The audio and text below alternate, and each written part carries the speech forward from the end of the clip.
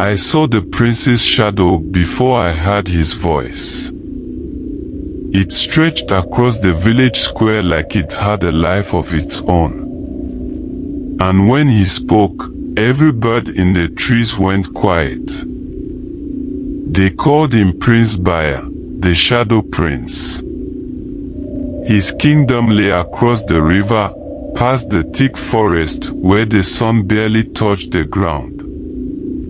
He wasn't our prince, but his name carried weight in our village. He was known for his cruelty, for the way he punished anyone who crossed him. No one said his name louder than a whisper.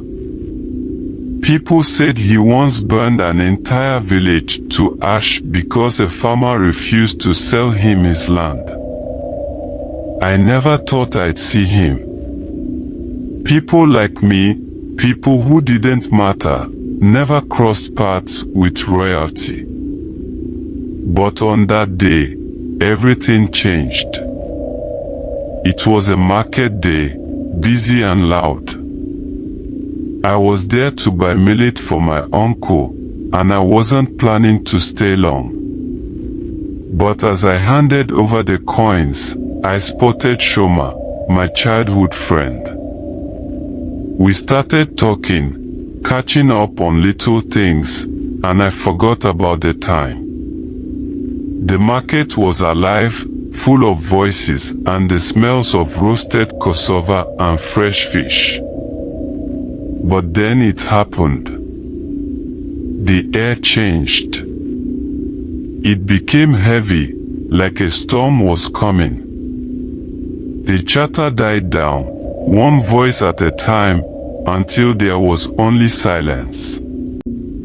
I turned, and that's when I saw him.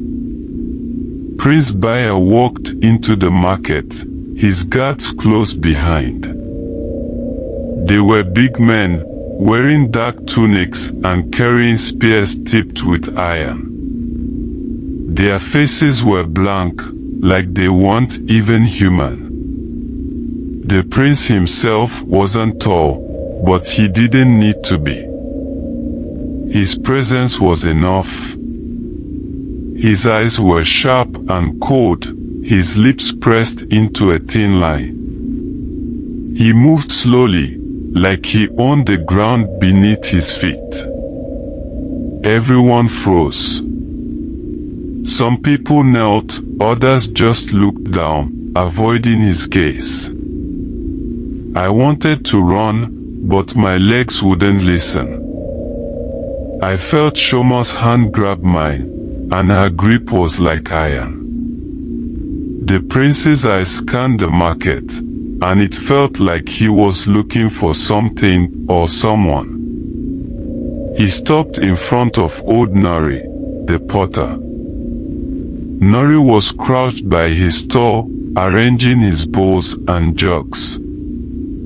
He was the kind of man everyone liked, always smiling, always kind. But when he saw the prince, his face went pale. "Where is it?" the prince asked. His voice wasn't loud, but it cut through the silence like a blade. Nori looked up, confused. "Your Highness, I don't understand." The prince's lips curved into something that might have been a smile, but it wasn't kind.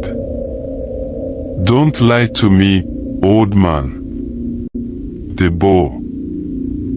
The one you made with the red clay. Where is it?" I didn't know what bow he was talking about, but Nori did. His hand started to shake. I sold it, Your Highness. A few weeks ago. A traveler bought it. The prince tilted his head, studying him. Then he did something that made my stomach turn. He leaned forward and sniffed the air around Nori, like a wild animal catching a scent. "You're lying," he said, his voice cold and sharp. Do you know what happens to liars in my kingdom? Nori tried to speak, but no sound came out. The prince snapped his fingers, and his guards grabbed the potter. They dragged him to the center of the square, his bowls clattering to the ground. I wanted to scream, to run, to do anything, but I couldn't move. No one could. We just watched as the prince knelt beside Nori and whispered something in his ear. I don't know what he said, but Nori started shaking his head, tears streaming down his face. Please, he begged. I don't have it. I don't have it. The prince stood, his face blank.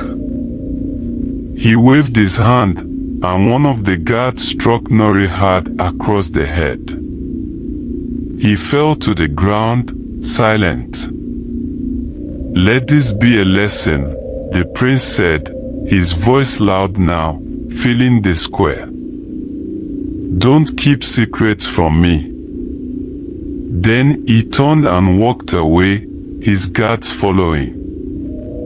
They left Nori lying there, not dead but not alive either. His body was stiff, his skin cracked like dry clay. When some of the men tried to move him later, they couldn't. It was like he had become part of the ground. That night, no one spoke of it. Not openly, at least. But in the quiet, behind closed doors, I heard whispers. Some said Nori had hidden something from the prince, something powerful. Others said the bowl was cursed and should never have been made. I don't know what the truth is. All I know is that sometimes, in my dreams, I see Nori's eyes staring at me, wide and unblinking. And in the silence of the night, I hear the prince's voice, soft and cold, whispering in my ear. Don't keep secrets from me.